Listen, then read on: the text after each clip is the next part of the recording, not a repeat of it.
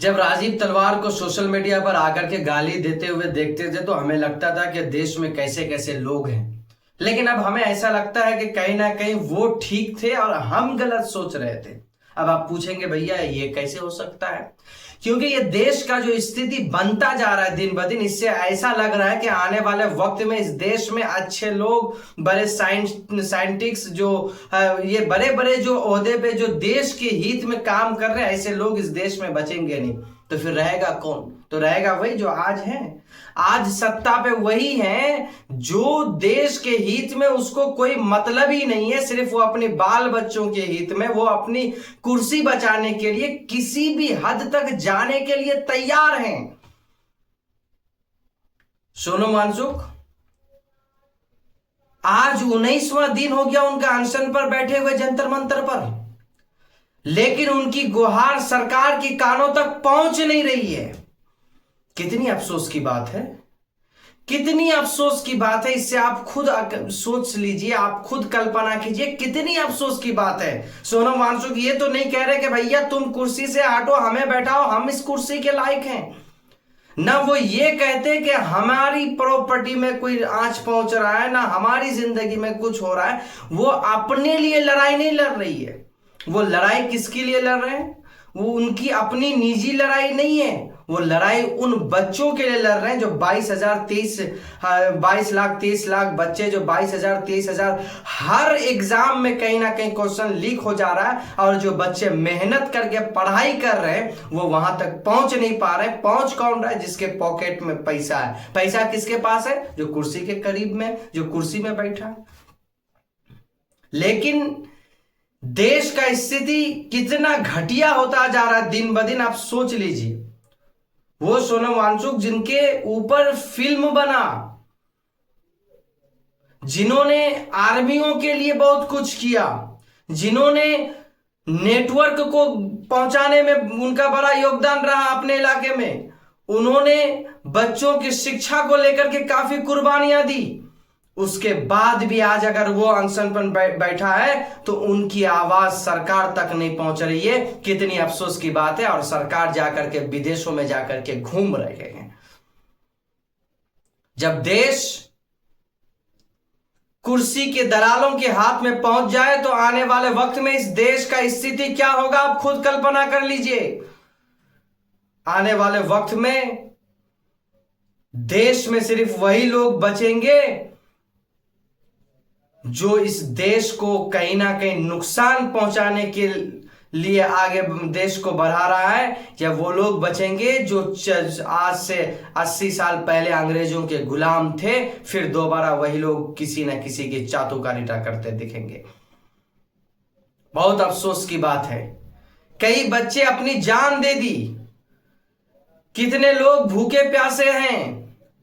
आज 19वां दिन खत्म होने जा रहा है, लेकिन सरकार विदेश में जाके घूम रही है, और जो शिक्षा मंत्री है उनको इस्तीफा देने में नाकाम दिख रही है। और यहां हैरत की बात यह है कि जिन जिन शख्स को मैंने अच्छा समझा, सबसे ज्यादा घटिया बाद में वही निकला। नितिन गडकरी।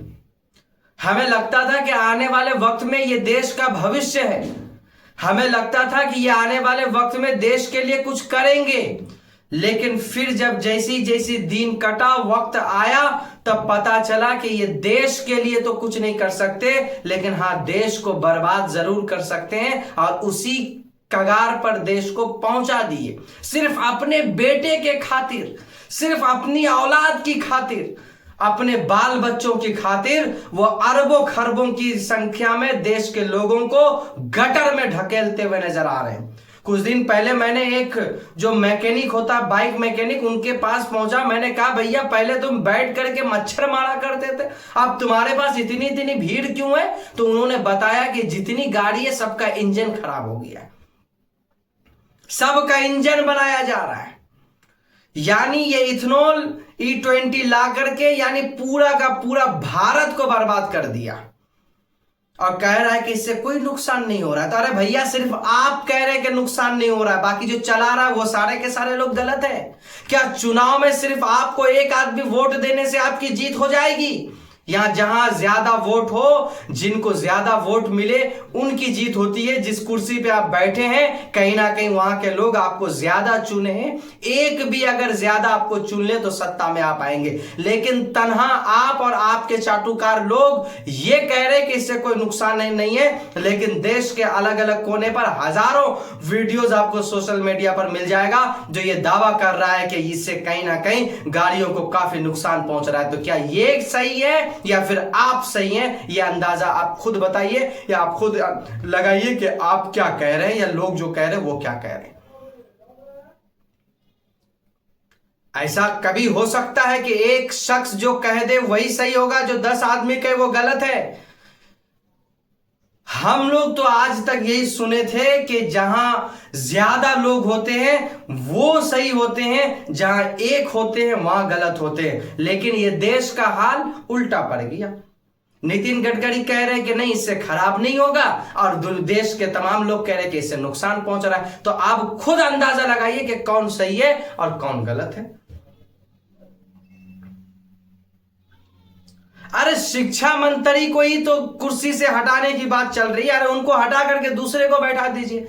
ऐसा भी तो नहीं कह रहा कि आप किसी कांग्रेस की पार्टी से ला करके बैठा दीजिए, किसी आप आम आदमी पार्टी की ला करके बैठा दीजिए, आप किसी जो है टीएमसी की ला के कर दीजिए, आप किसी जो है समाजवादी की पार्टी के ला दीजिए, या सोनम वांगचुक खुद कहते हो कि हमें बैठा दे। ऐसी तो कोई बात नहीं। आप अपने सत्ता, आप अपनी पार्टी से किसी को बैठाइए ना, लेकिन जो दलाल है उन दलाल को तो साइड कर दीजिए, जिनके वजह से हजारों की संख्या में बच्चे आत्महत्या करने के लिए तैयार हैं, जिनके वजह से देश की आर्थिक व्यवस्था बिगड़ती जा रही है। आप उनको हटा के दूसरे को बैठा दीजिए ना।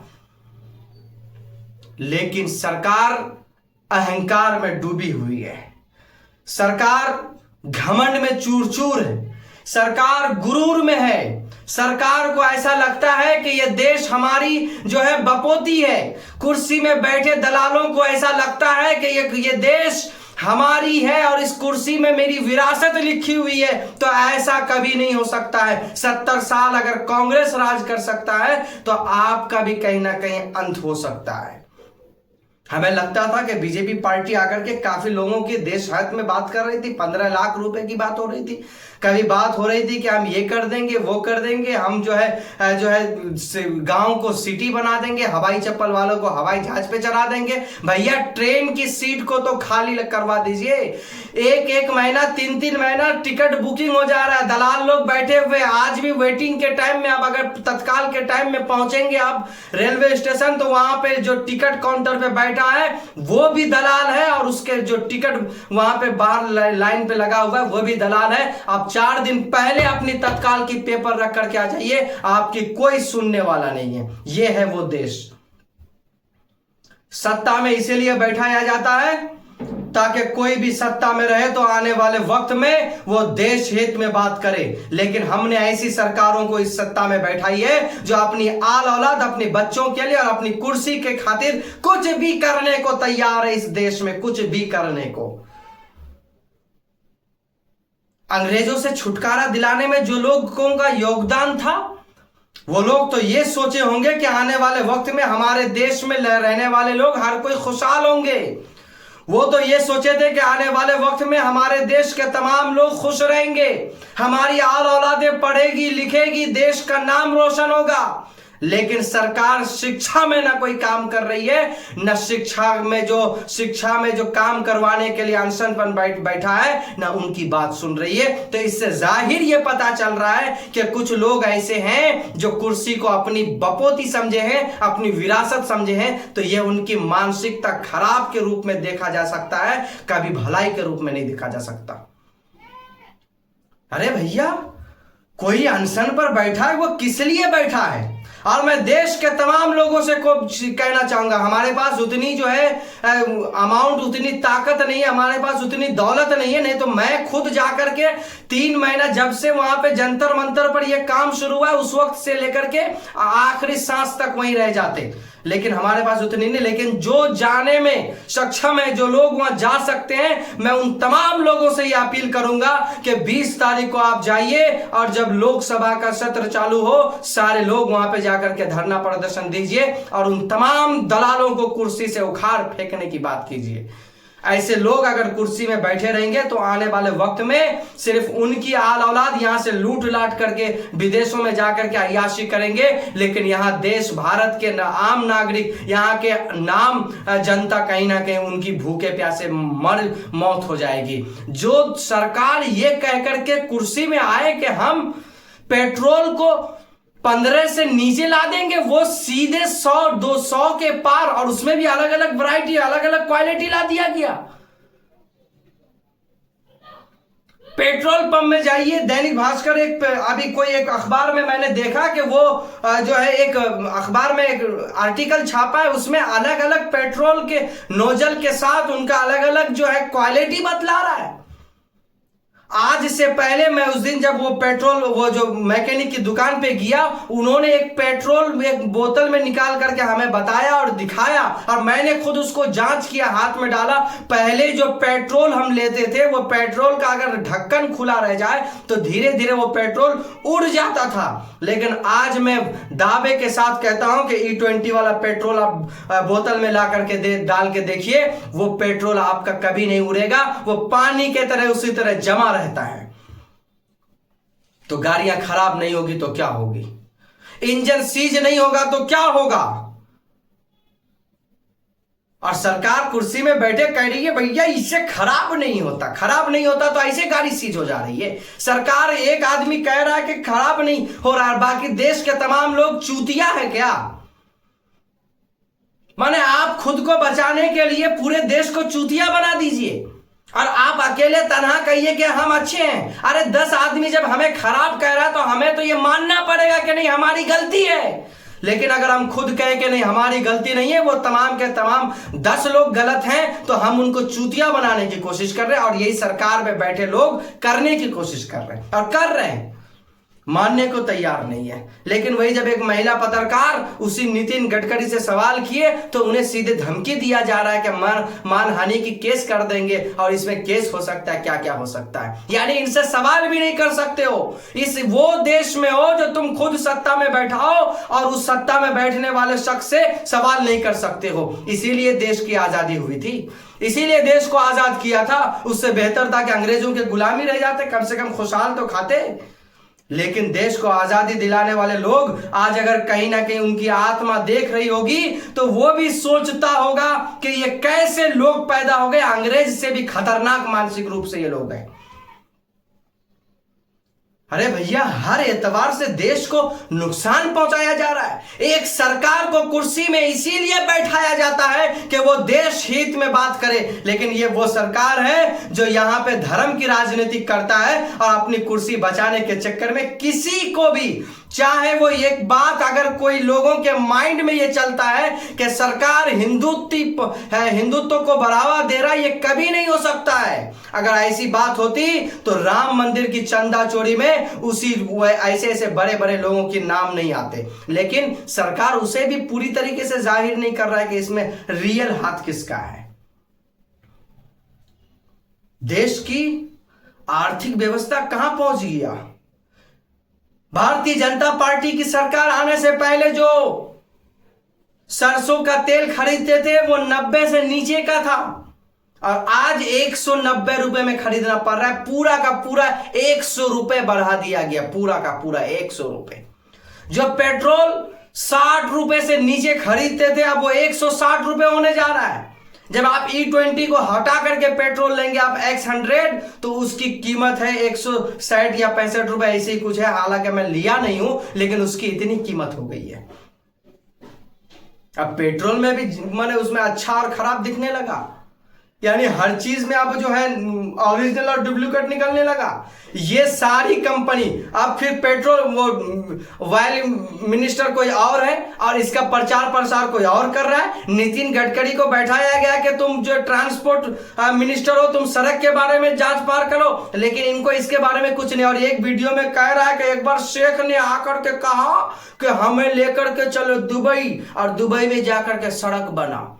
और देश का खुद का भारत का सड़क का स्थिति ऐसा है कि गड्ढा है तो नाला है, तो नाला नहीं तो रोड नहीं, रोड है तो नाला नहीं, नाला है तो रोड नहीं, गड्ढा है तो सड़क नहीं, सड़क है तो गड्ढा नहीं। ये मैंने क्या, कुछ तो समझ में नहीं आ रहा है देश के बारे में। और कह रहा है उसको ताकि वहां ले जाकर के जो दुबई की जो है अच्छी खासी खूबसूरत सड़कें हैं उसको तोड़ फोड़ करके फिर जो इंडिया के बराबर कर दे, इसीलिए ले जाने चाह रहे थे। अच्छा ये बात है, अब समझ में आई बात कि क्यों लेके जाना चाह रहे थे नितिन गडकरी को। हर चीज में टैक्स लगा दिया गया, नौकरी चाकरी की कोई बात नहीं हो रही है, शिक्षा की कोई बात नहीं हो रही है, स्वास्थ्य की कोई बात नहीं हो रही है, और बात किसकी हो रही है तो सरकार जाके विदेश घूम रही है, वहां से जाकर के शेख से ऐसे गला मिल रहा है, पूरा चिपक चिपक करके दौड़ करके एकदम एरोप्लेन की तरह कूद करके जाकर के शेख के ऊपर गिर जा रहा है। वही प्रधानमंत्री देश में जब लौट रहा है तो कह रहा है यहाँ पे कि घुसपैठियां तो क्या क्या तो क्या क्या तो क्या क्या, सरकार 15 साल से आपकी और क्या क्या क्या क्या घुस गया, कहां से घुस गया। बहुत अफसोस की बात है, आने वाले वक्त में देश का स्थिति बहुत बिगड़ जाएगा। इसीलिए मैं आप सबसे हाथ जोड़ करके ये अपील करूंगा, इल्तिजा करूंगा, अरे आपको सत्ता में इसलिए बैठाया गया कि आप देश के लिए काम करें, लेकिन जब देश के लोग कह रहे कि आप काम सही नहीं कर पा रहे तो आप उस कुर्सी में क्यों बैठे हैं। आपके लायक तो वो कुर्सी बनी नहीं है। संविधान ने जो कुर्सी बनाई है वो कुर्सी के लायक आप जब है नहीं तो उस कुर्सी में है क्यों आप उसे इस्तीफा दीजिए, जो उस कुर्सी के लायक है आप उसको बैठाइए, तब ना देश का काम होगा। अगर आप देश हित की बात करते हैं तो आप वहां से हटिए, जो लोग उस कुर्सी के लायक है उनको बैठाइए, ना के कोई अनशन पे बैठे आप जो है बैठे बैठे वो भूखे प्यासे कहीं उसकी जान निकल जाए और आप यहां तक टूटी तक खा लें और बड़ा बड़ा वो मछली का मुंडा बकरे का मुंडा खूब ठूस ठास करके आप अय्याशी करें और अपने बाल बच्चों को विदेश में भेज भेज के पढ़ाइए और यहाँ की जो है आम नागरिक, यहाँ की आम जनता अपने बच्चों को जो चाय की दुकान में प्लेट धुलवाए।